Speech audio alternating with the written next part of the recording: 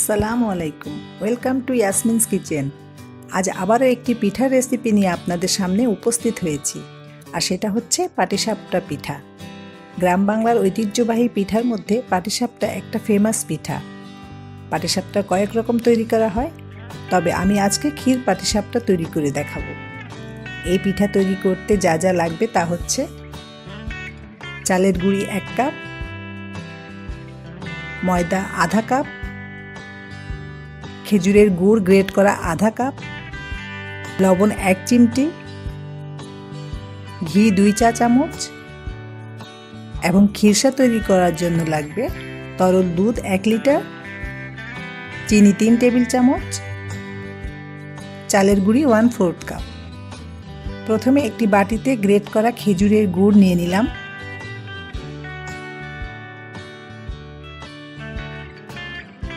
এবং এর মধ্যে 1 কাপ নর্মাল পানি দিয়ে দিলাম। এখন এই বাটিটা মাইক্রোওয়েভে 30 সেকেন্ডের জন্য রেখে গুড়টা গলিয়ে নিব। গুড় গলে গেছে, এখন আমি গুড়ের পানিটা ছেঁকে নিব।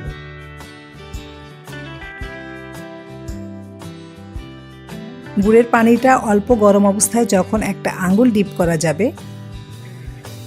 তখন এর মধ্যে দিয়ে দিচ্ছি চালের গুঁড়ি। এটা ফ্রিজে রাখা শুকনো চালের গুঁড়ি। এরপর দিয়ে দিচ্ছি ময়দা এবং সবশেষে 1 চামচের 4 ভাগের 1 ভাগ লবণ দিয়ে দিচ্ছি। তারপর সব কিছু সুন্দরভাবে মিক্স করে নিব।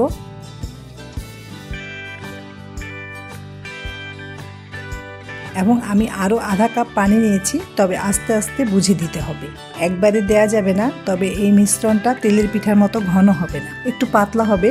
তবে বেশি পাতলা হয়ে গেলে পিঠা ভালো হবে না। গুড় গলানো সহ মোট আমার 1.5 কাপের চেয়ে একটু কম পানি লেগেছে। আপনারা পানিটা অবশ্যই একটু বুঝে দিবেন। এবার একটা ঢাকনা দিয়ে ঢেকে রেখে দিব কমপক্ষে 1 ঘন্টা। পিঠার ভিতরে পুর বা ক্ষীরসা তৈরির জন্য একটা প্যানে 1 লিটার দুধ নিয়ে নিলাম এবং একটা বাটিতে 1 কাপের 4 ভাগের 1 ভাগ চালের গুঁড়ি নিয়ে তাতে কিছুটা ঠান্ডা দুধ দিয়ে মিশিয়ে একটা সাইডে রেখে দিলাম। এখন চুলা জ্বালিয়ে দুধ নেড়ে চেড়ে জাল দিয়ে অর্ধেক করে নিব। দুধ অর্ধেক হয়ে গেছে। এখন চালের গুঁড়ির মিশ্রণ আবার একটু ভালোভাবে নেড়ে চেড়ে দুধে দিয়ে দিব এবং সেই সাথে দিয়ে দিব চিনি। এবার সারাক্ষণ নাড়তে হবে। কিছুক্ষণের মধ্যেই এটা ঘন হতে শুরু করবে। এখন আর নাড়া বন্ধ করা যাবে না। কিছুক্ষণ পর যখন এরকম হালুয়ার মতো ঘন থকথকে হবে, তখন চুলা থেকে নামিয়ে ফেলবো। আর শুকাবো না, কারণ ঠান্ডা হলে ক্ষীরসা আরও ঘন হয়ে যাবে। 1 ঘন্টা হয়ে গেছে। পিঠার গোলাটা নেড়ে দিচ্ছি। কনসিস্টেন্সি একেবারে ঠিক আছে।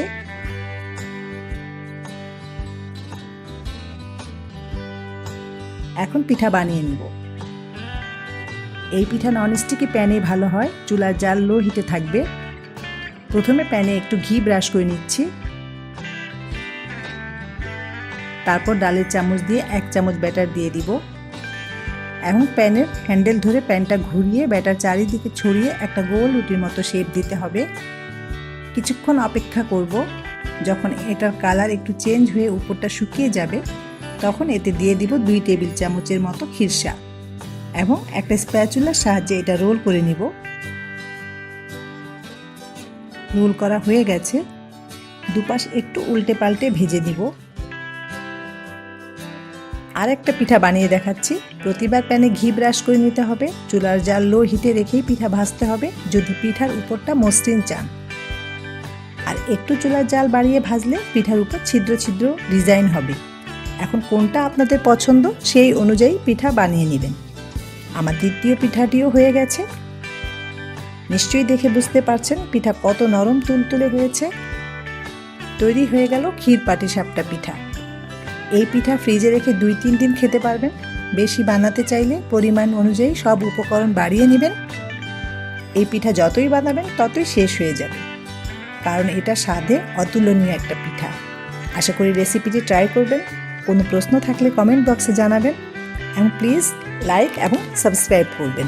সবাই খুব ভালো থাকবেন। আল্লাহ হাফেজ।